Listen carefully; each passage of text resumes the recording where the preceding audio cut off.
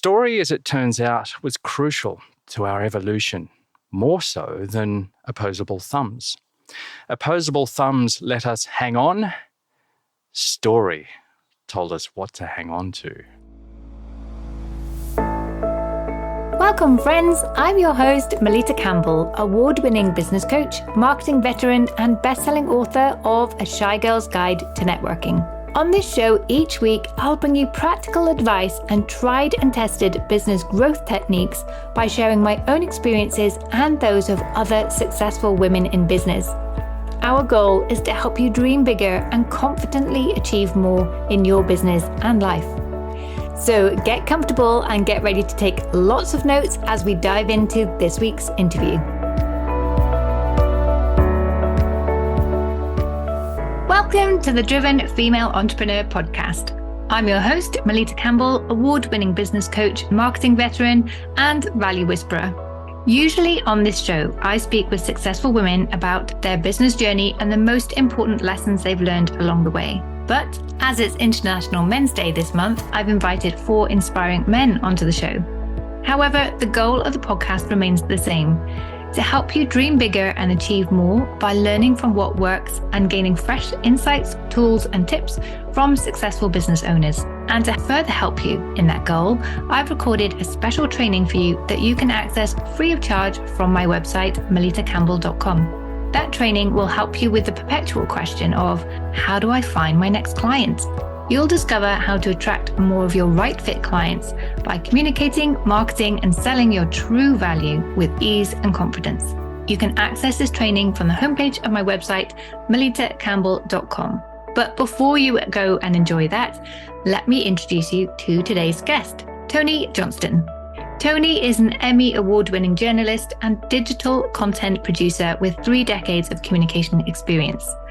Based here in the Swiss Riviera, he creates powerful content for businesses looking to engage and inspire audiences, using stories as a means to share key messages in a clear, concise, and compelling way. Well, thank you for being here today, Tony, and being one of my male voices for November. And I was really excited to reach out to you, particularly because I know this is something that is really your space. Editing, like stories and video, radio, anything. Podcasting, animation. Yeah, exactly. Anything that gets a message out. But what I love about your approach is it's always, well, how can we tell this the best way? Yeah. What is the best medium for this message? How can we really make the message or the person or the company, whatever, really shine, and what's going to match things up? So I want to dig into that a little bit and perhaps see if we can get some of your wisdom. But I'm all yours. Please ask away. And we should probably just describe where we are as well. And you may hear occasionally Melita's dog in the background who's having a great time running around. We're outdoors today for something a little bit different, and delightful to Melita to catch up in person. We've known each other, I think it's 6 or 7 years. Goes back to the Geneva Communicators group. Yep. Where we met. And I've been following your progress also for many years, from the corporate world, and now the transition into being someone who is highly respected in terms of entrepreneurship for women globally. And I've seen that journey, and I compliment you right from the very outset for what you've achieved over the years. And I look at your work and I go, how can I learn from that? How can I improve from what Melita is doing and all of that progress you've made over the years? So let me return the compliment and dig away. I'm happy to share as many secrets as I possibly can. Thank you. I'm blushing now. Well, we're recording video as well today, so we may even publish. You might see some of that blush. We may publish the video as well. Yes, and I'm getting quite hot as well in this jumper because it was cold to start with. Now the sun has come up over the forest and it's getting quite warm.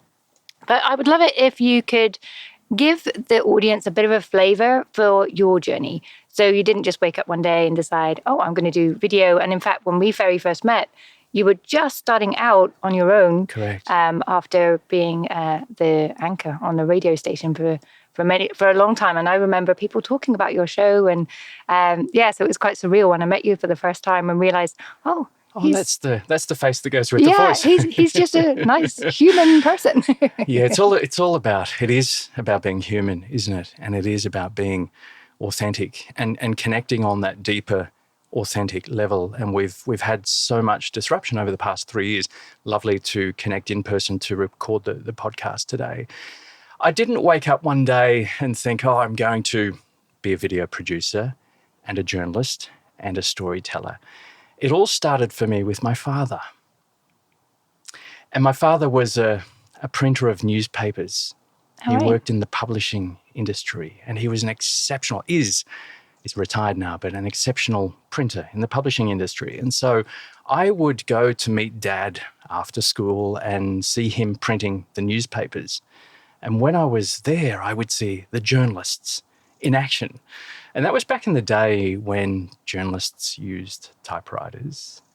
They had to have everything manually set from what they had written to then be published in the newspaper. So I grew up around that and I observed that. And somehow I was inspired by that. And that led me towards the path of training formally to become a journalist.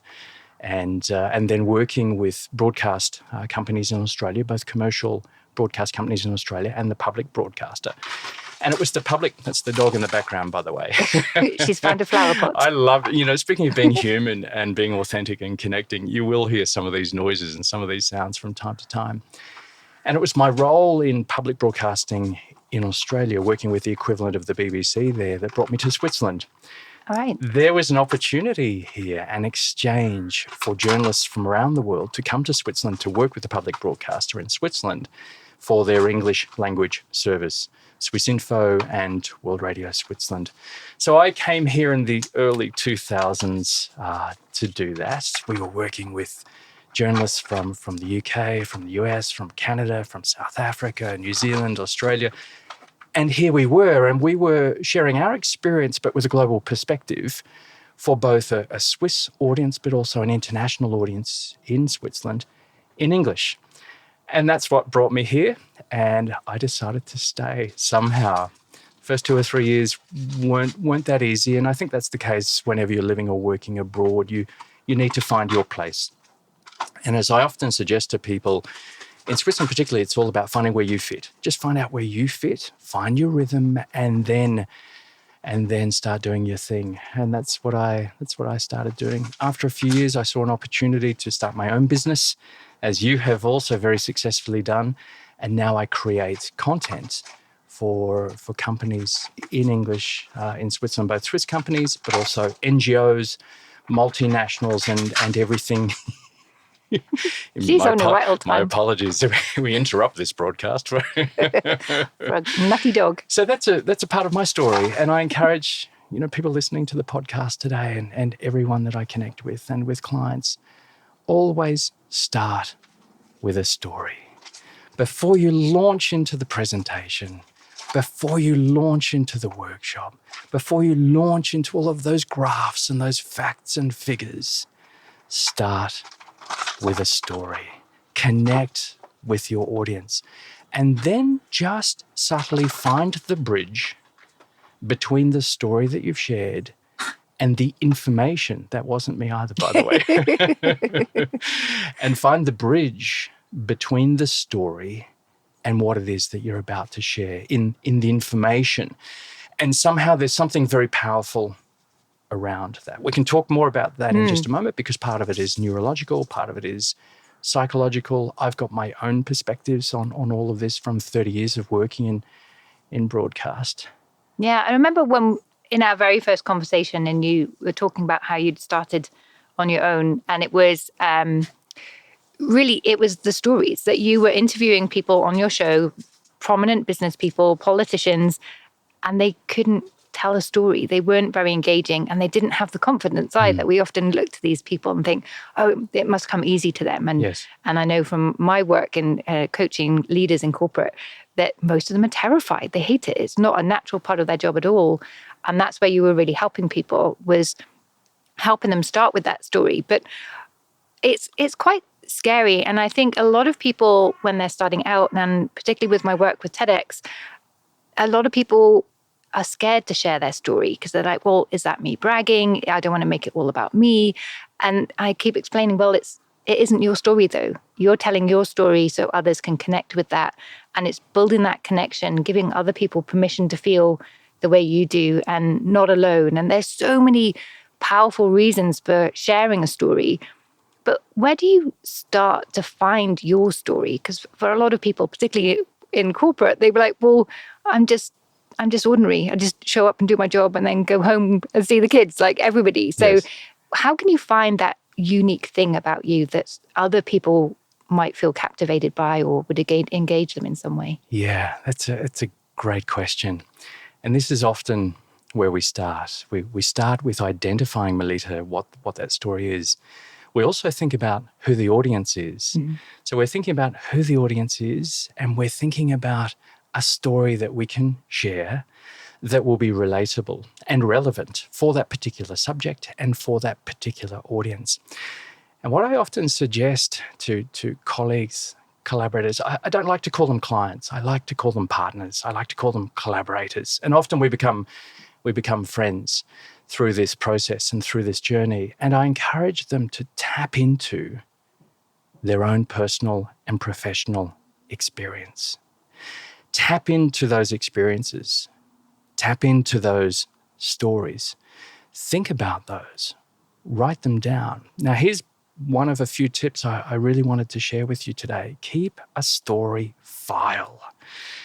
It could be on paper. I still love to write on paper. It could be on paper. It could be in a note app on your phone. It could be somewhere on the desktop of your computer. Keep a file of stories so that when it comes time to giving this presentation, this talk, this workshop, and thinking, oh, I don't know what to share. What am I going to say?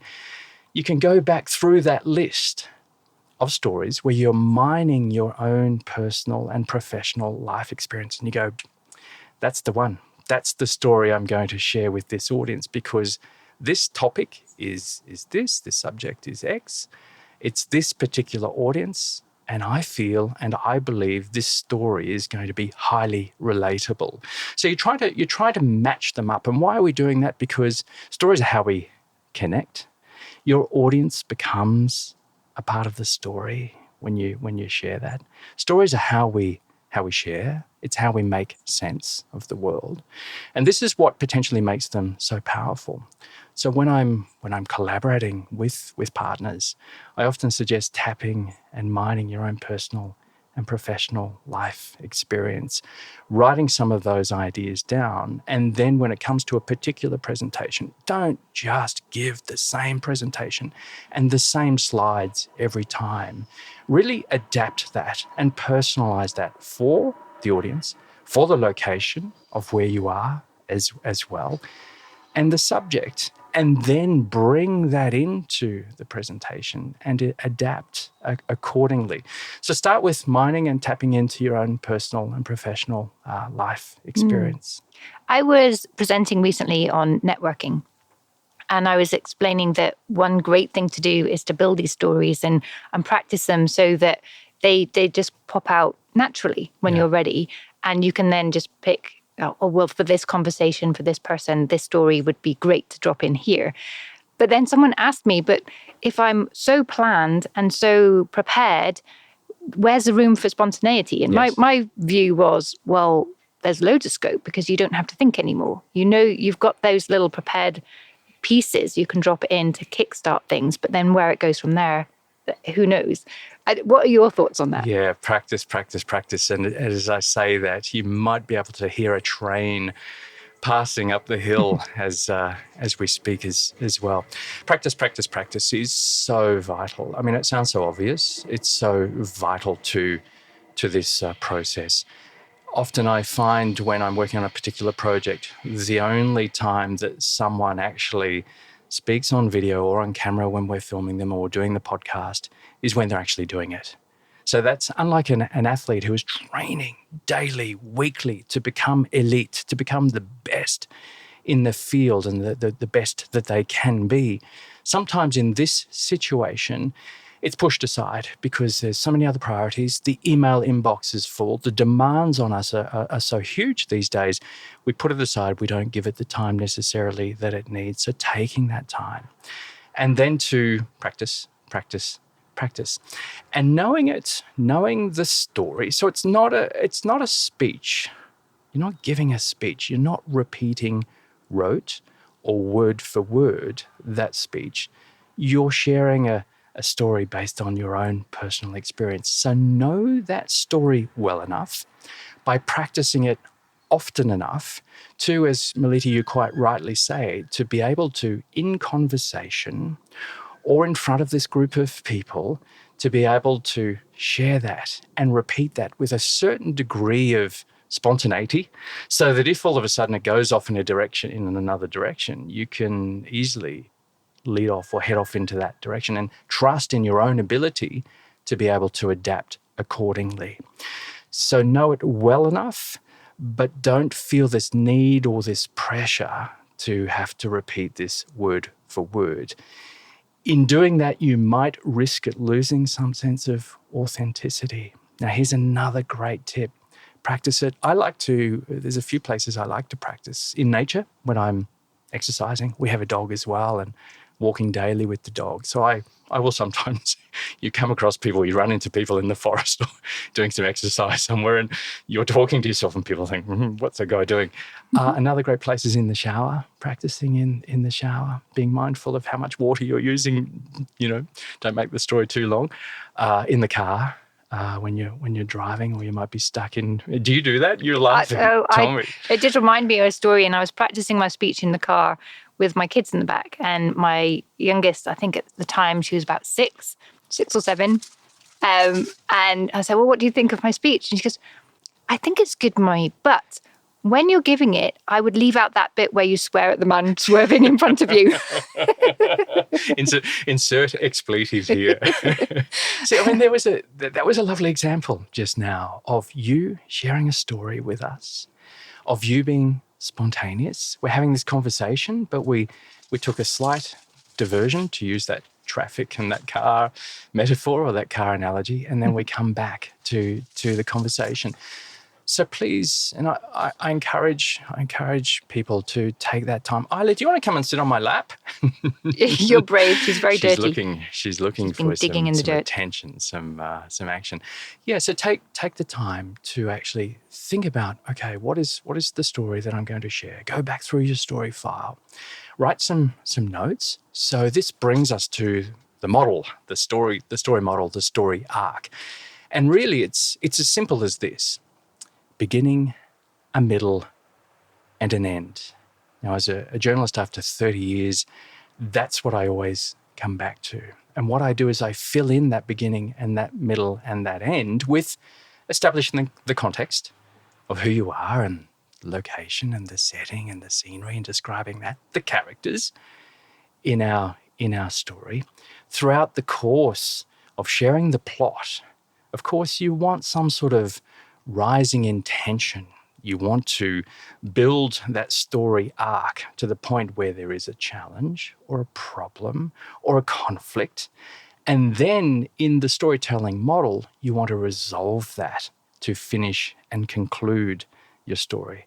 And it's a very basic overview of the story model, beginning, middle, and an end, the story arc. So you're establishing the context, the characters. We have some form of rising intention, which is the challenge. What was the challenge on the project? What was the problem that you came across? The conflict. And then sharing how you solved that. So it's problem and solution. And then resolving that particular rising intention and then concluding. So that's the model of the story and the storytelling. Taking the time to think about, what is the story that I'm going to share? Who is the audience? Writing some notes that will relate back to the story model, the story arc, the beginning, the middle, and the end. And I find, Melita, writing them in point form, then I'm able to fill them out in that lovely, spontaneous, natural, authentic, conversational way that you alluded to before. Now, of course, we can go deeper, and it can be more complex than that. But that's a really great overview. And for someone who's been doing it for 30 years professionally as a journalist, I keep coming back to that. The beginning, the middle, and the end. And what I'm doing along the way is I'm often asking sensory questions. What did that look like? Mm-hmm. What did that sound like? What did that smell like? How did you feel? So whilst we've got this technical formula of beginning, middle, and end, where we go deeper and where it becomes more emotionally connected is when we start asking some of those questions. And all of a sudden you'll find it just goes off into all sorts of incredible directions where you really start to get some amazing stories and some amazing responses, such that you will remember that for a long time afterwards. But let me ask you about a presentation or a workshop you may have participated in 2 weeks ago or 4 weeks ago. What do you remember? Yeah. And we were talking before about the very first time I saw a woman on stage that really impressed me. And she told this amazing story with a twist at the end. And I still remember it today. And that was easily 20 years ago. Can you share that story or part of that story with us? Yeah, it was a lady, and she was a business owner. And she created a sales agency, and she talked about how she got that started, how her boss really saw something in her and invited her to, he helped fund her own business because he thought, no, you have to be doing this. And she started in her garage and grew from there. And then the twist at the end was that she's actually blind. So she created this incredible agency. And then in my business a couple of years ago, I was thinking, well, maybe it's time I had a sales agency. And I couldn't remember her name, but I just typed in sales agency blind lady, and she was the top result. Yes. So her story is searchable. So I found her company 20 years later. Incredible. Based on that story that I remembered. So yeah, they're really powerful, particularly in business. So I'm going to put my journalist hat on for a moment, if I may, and ask you a question, Melita. Is there a story that you love to share? Is there a story that is very personal and powerful that means a lot to you that you will often share in presentations, in events, with clients, partners, colleagues? Is there one? I think I'll be sharing the story of how we did a podcast and lost the dog. I know. A lady was just walking up. See, I can sort of like we're commentating at the moment, isn't it? We're in the central commentary position. Life is unfolding before us, and I saw a lady just walking up the hill. Yeah, hopefully she doesn't. She's fine with dogs because Isla has just chased her away. She should be back. She'll return. When the threat has gone. We'll get some treats and some food. We'll lure her back. Yeah, so many stories, actually. And what I'm finding with stories is I'm getting more courageous with them. They are getting a little bit more personal all the time. And there's the last layer.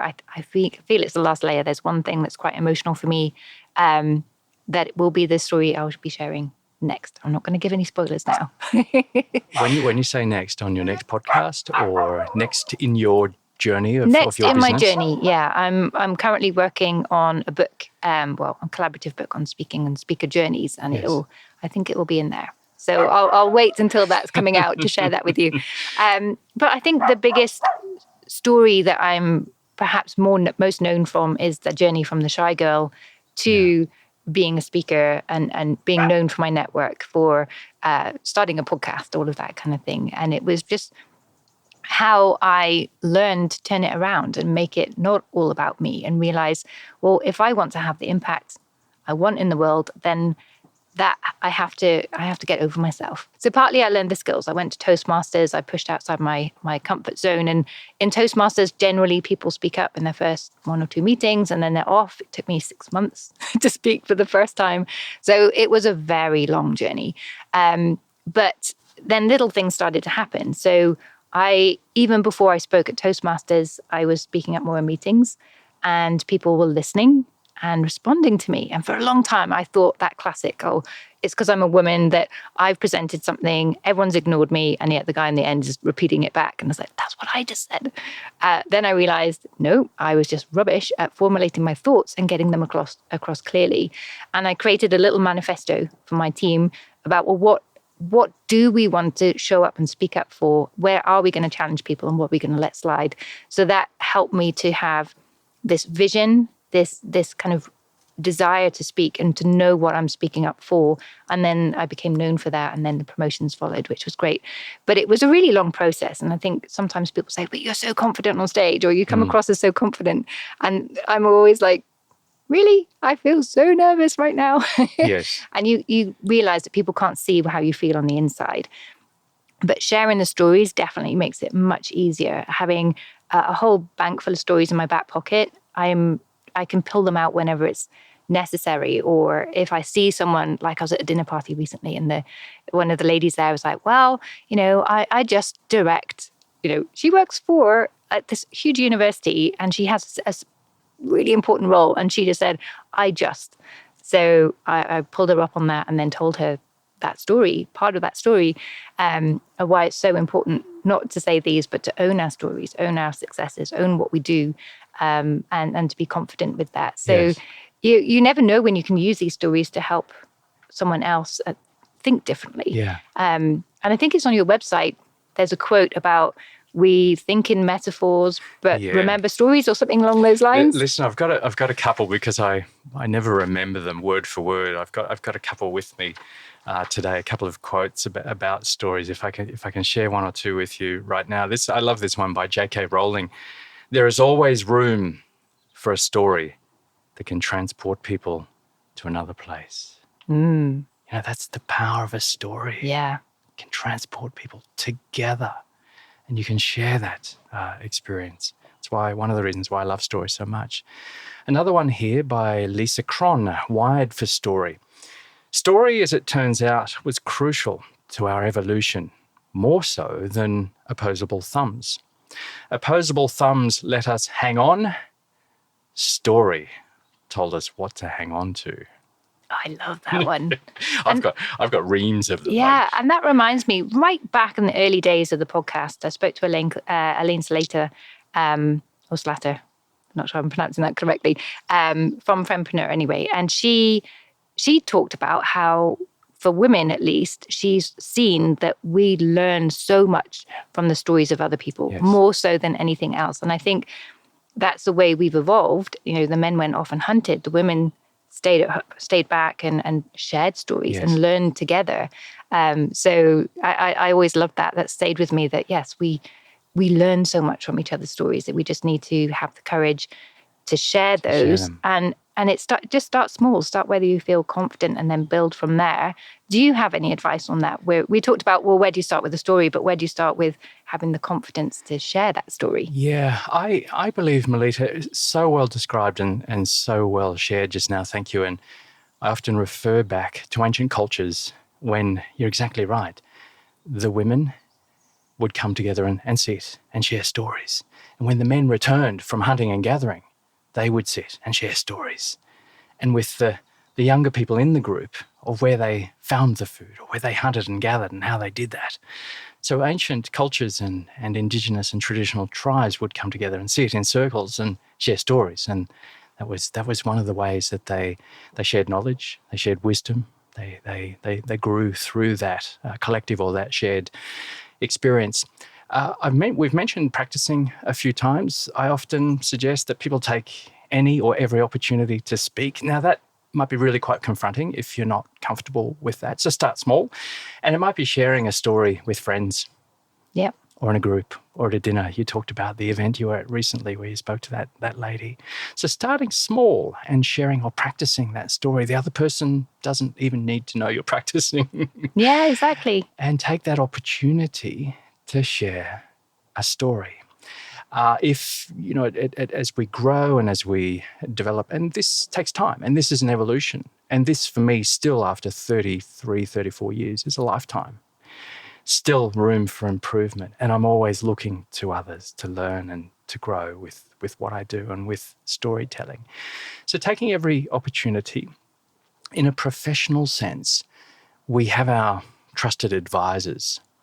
So taking one or two or three of them aside, once you've identified the story, you've written your notes, your beginning, your middle, and your end, you've practiced it driving in the car and asked your kids what they thought, or in the shower, or walking in nature, being chased by a little dog that's been barking at you. And then with trusted advisors, share the story with them. Get their thoughts, get their feedback. Feel comfortable in that space of being with others, growing that confidence and that ability to share that story, then taking that feedback before you go live, before you're actually in that presentation, in that workshop, in front of that group of people. Interviews, job interviews, storytelling can be a very powerful way of sharing your experience and demonstrating through example, by way of telling stories, how you can add value, how you solved problems in a current or in a previous job. So the next stage of that whole journey of becoming more familiar, more confident, is to practice with trusted advisors. Take their feedback on board, adapt that, still leaving room for being natural, for being authentic, for being spontaneous. And that's what will make it, or help to make, the story that you share much more engaging, such that 20 years later, I can't remember that person's name, but I do a Google search and I find it because I remember the story. But once again, that presentation from a month ago, or that workshop, how much do we remember? A little bit, and we should, because that's a part of our professional lives. Bring stories and storytelling into that mix. Find the bridge to connect that story back to the topic or the subject that you're talking about. And all of a sudden, you will find those people who've been present at that particular presentation may very well remember that person or that story or that presentation from 20 years ago. It's the power of what we're talking about here. Yeah, absolutely. And we could talk about stories all day, but I want to talk about video, because video is becoming really popular, and we're hearing all on the internet, you have to, as a business owner, you have to be the face of your company, doing videos, getting out there. But it's quite scary. And I have sort of two questions here. One, and I guess where to start with videos is what you just said. Start where you feel comfortable, build up. It doesn't have to be a big epic video that you do to start with. But how do you produce something good? That's something that's worth watching? Is it a case of you wait till you can work with a professional like yourself, or is there something we can do ourselves? Yeah, wow. How much time do we have? Is this a masterclass? I'd be very happy to come back and speak more about this in future episodes. Let me try and give you the executive summary of how to approach that. And we're being filmed at the moment. Right now. So just give us a little wave, whether we share the video with the podcast or not. But so we're filming at the moment. And you're quite comfortable with the camera being there, aren't you? Yeah, I wouldn't have been before. It's been a journey. And plus, I'm not looking at it. Yeah. So, Which helps. Part of how I approach things as a producer, as a journalist, is to be as less intrusive as possible. So I set that up. As you and I were speaking, as we were coming together, saying hello, greeting each other, I set that up and basically turned it on so that we forget it's there. So part of it is creating an atmosphere where it's there and it's doing a job. It's recording the conversation, but it's not intrusive. You don't know it's there. So that's one of my little sort of tricks of the trade. This is a bit of secret sauce there. I'm a big fan of smartphone video these days. And yes, you're right, video is everywhere. And clients say to me, it has to be under 1 minute these days. It was 2 minutes. Now it's 1 minute. They say we've got less than 7 seconds to catch people's attention. It's getting more challenging to engage. Once again, that's why stories are so powerful. I'm still a big fan of slow content, by the way, and slow form content. So smartphones, we're so used to them.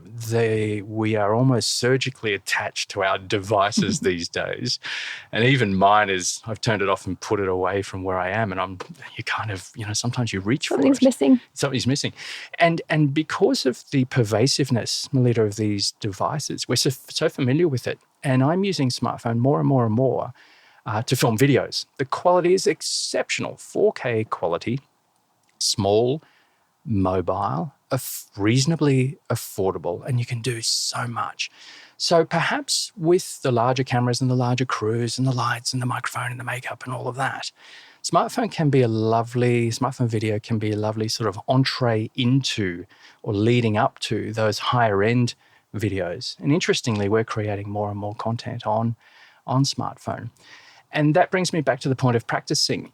With the smartphone and smartphone video, you can take the opportunity at home or somewhere quiet and discreet to practice once again. So setting it up on a little tripod and practicing that delivery, that moderation, that hosting to camera on your smartphone, then have a look back at it and go, you know what, delete. I don't like it. Delete again. And just keep going until such point that you think, yeah, you know what, I'm kind of comfortable with that. I'm happy to accept that.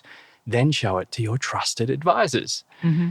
So go back to those people who you've been calling on a lot lately to listen to your stories and say to them, hey, what do you think of this? So that can be like with you with Toastmasters, and I know other people have had fantastic results, exceptional results with Toastmasters.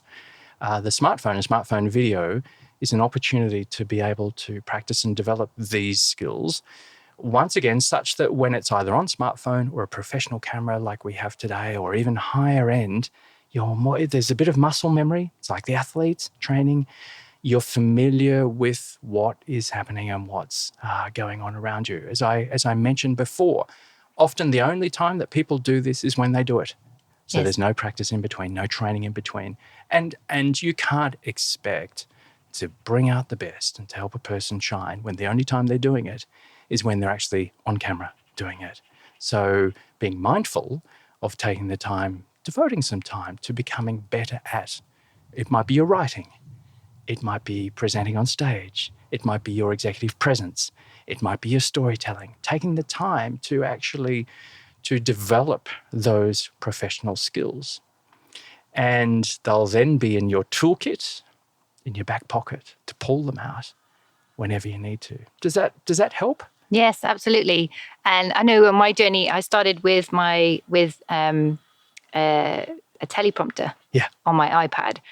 And then I watched it back and, okay, my words were perfect because I was reading it, but the emotion wasn't there. The body language wasn't there. So then I was like, okay, well, let's just do Post-it notes. And I built up bit by bit, and I realized, I have to smile like that because my mouth turns down. So I have to really smile hard on a camera for me to look normal. So just teaching myself to smile at the camera in a way that I didn't look really too serious and miserable. So that was difficult, but it was all these practice and these little insights. And I think that's what it takes. And we've said it time and time again on the show. It's the little steps. It's the little insights that you act upon, and the little failures that you have, think, oh, that's interesting. Yeah. What if I try this? And there's, I love a Les Brown quote, to be a great storyteller, you first have to be a great story listener. So go out and... That's wonderful, isn't it? Yeah. It's so wonderful. Listen and see what other people are doing. And I know a friend of ours, Steph Fontaine, she's been putting out incredible videos where she isn't just standing still looking at the camera. She's really playing with the distance and the emotion and everything. So go and check out her videos because it's a real masterclass in how different approaches you can take. Example, Melita, and someone who's also grown her skills over the years and who wasn't, and I'm sure Steph won't mind me sharing this, we've collaborated and worked together previously, wasn't always comfortable in those environments. And you would never believe it to see her now, but it's great to see where people have come from. Yeah. And I know Rich Litvin recently shared his first video, and it was awful, like so bad. I think he spoke for about 30, maybe a couple of minutes, but the actual video was about 20 minutes. He had so many long pauses, but he got his message across. He built an audience bit by bit, and he kept learning. And where he is today is very different. Yes. And once again, all of this has happened over time. Mm-hmm. Another little tip, a trick with video, and you talked about teleprompter, and they've certainly got a place when there's a lot of content to remember. You can't possibly expect someone to word for word remember 2, 3, 4, 5 minutes worth of content. Another way is to break it down into questions. So you break that content down into, who are you? What do you do? what was the project that you were working on? Talk us through the steps of that project. Tell us about the challenges. So there's a bit of the story arc and that rising intention coming into those questions, and asking the person to answer those questions in that more natural, spontaneous way. So they'll answer you, let's say, in some form of conversation, a conversational answer, or what we call in filmmaking, thought track narrative. So they're still giving you the content, but they're doing it in a really authentic way. So breaking that script down into 5 questions, more or less, and then asking the person on camera to answer those questions. Who are you? What do you do? Tell us about the project. Who was involved in the project? The characters. What were the steps of the project? What was the biggest challenge or the greatest challenge of the project? And getting them to answer each of those questions. And they start their answer with the question, so it allows you to edit it together as a flowing story. So each answer, they're starting with the question you've just asked them, and you edit it together such that it becomes a story in itself. That can be a really good way of coaching and guiding someone through recording or filming on camera, still getting the information across that you want to get across, so it's still relevant in terms of the information that you want and need to be sharing. And the way that they're doing, unlike a teleprompter where it often sounds read, and it can look red where you see the eyes moving across the screen of the teleprompter. Doing it that way can bring out a more natural, but still incredibly, it's authentic, but it's also still highly relevant. They're still professional. They still look good. They still sound good. Mm-hmm. It's not just some sort of loose, free-form conversation. It does have some sort of direction and perspective. That can be another way of sharing information on video and on camera that is perhaps less confronting than turning the camera on. Okay, 3, 2, 1, and action, speak. What do I say? Yeah. So if you've got someone prompting you, trusted advisor or a professional, a producer or a journalist or a colleague asking you those questions. Or even your camera, kids. or even the kids. The kids are great at that. Yeah, I know. I've seen some of your posts on LinkedIn where the kids give all sorts of fantastic advice and feedback. Yeah, and something you were saying there reminded me of something I wanted to highlight when you were talking about the story arc. You said, talk about the problem, the solution. Yes. Because one thing I see quite a lot with my clients and with Toastmasters is people come in and they want to share everything. Yeah. So do you have a quick piece of advice on how to limit the number of messages and keep that story succinct so that you can keep people engaged and just not lose them? Because when you lose them, it's often that they're distracted. Something you said has sparked them and they're off somewhere else. So it's really important to keep that story on point. How would you do that? Be a tour guide. Okay. Know what your destination is. Know, Melita, what the final station of that journey is. Know where you want to end up. Just as the train arrives. Just as the train, I know, right on cue. So be the tour guide. Take your audience on a journey. Establish the context. Introduce the characters. Talk about the problem, the challenge, the conflict. Resolve that. Then bring them to the final destination. Fasten your seatbelts. We're about to land. So in that way, you have a framework. Coming back to your points, when you've been thinking about your story and writing down the beginning, the middle, and the end, and writing the points that are connected with that, coming back to those points, knowing where you start, knowing what happens in the middle, and knowing where you're going to arrive. That helps having that framework to be able to achieve that. Yeah, brilliant. Thank you.